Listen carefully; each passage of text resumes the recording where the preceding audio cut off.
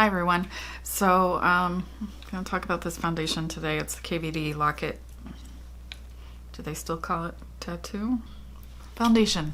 So, you know, this used to be affiliated with somebody else and it no longer is, so I am okay with talking about this brand again. I did try this foundation, at least what was in this same kind of bottle, many years ago, and I could not get it to work on my face. Like, train wreck. Could not. Just one of those foundations that, like, it was so thick and heavy, and with my face doesn't like foundation, and it really just, I couldn't make it not look horrendous, and it didn't wear well. It was just bad. I tried mixing with things, never could figure out a way to wear it. But I figured, you know, I can talk about this brand again comfortably, and why not try the foundation again? So this shade is Light 42 Neutral. Did I mention that? Probably. I don't know. Before I get into the formula too much, let's take a look at some comparison swatches and then we can talk about it. Okay, so this is the Estee Lauder Double Wear in 0N1 Alabaster, which is their palest shade. On me, it does look a little stark and too pale. This is the KVD, I don't even know what formula this is called, Lock-it Foundation in Light 42 Neutral here. This is super fancy, expensive, aka expensive. This is the Dior Forever Skin Glow. I'm probably going to do a video on that next.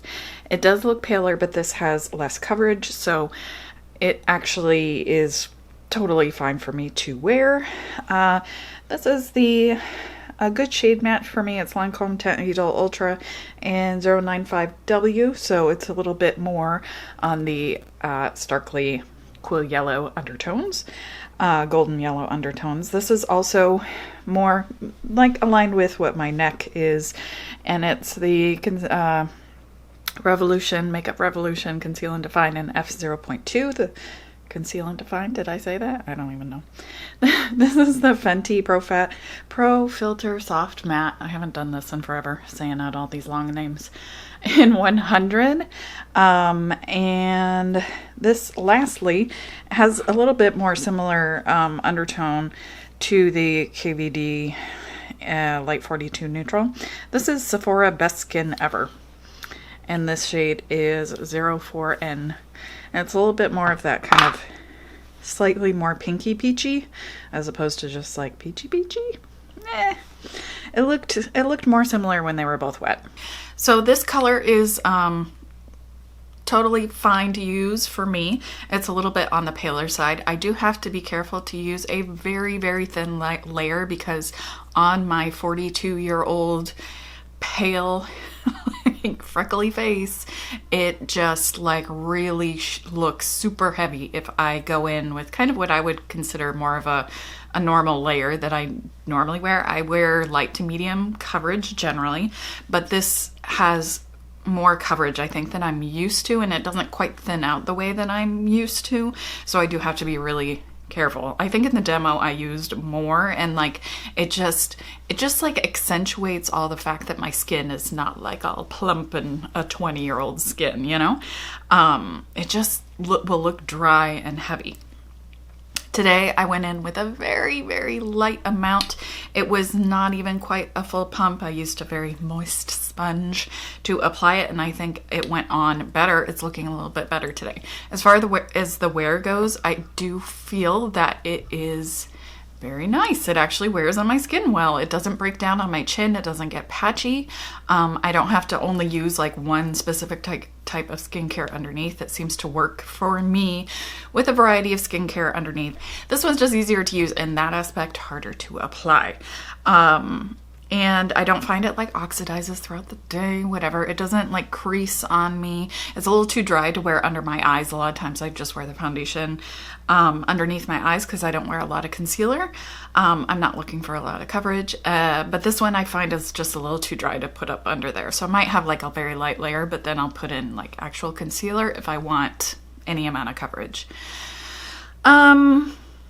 The finish is definitely more on the matte, kind of dry side. Again, I have to be careful with like prepping my skin well. So today I did put extra moisturizer on my cheeks, where with a more like not matte foundation, I would be fine just with the kind of SPF primer that I used underneath it.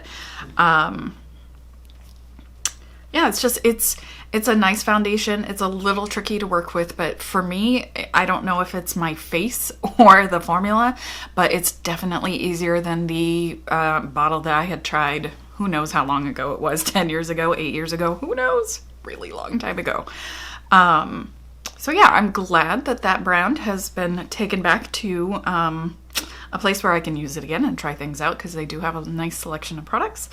I think there is one lighter shade, and I think maybe is there a white in this formula? But yeah, this one worked out well. As you could see, it is on the more pale side of things. It's not like super stark pale.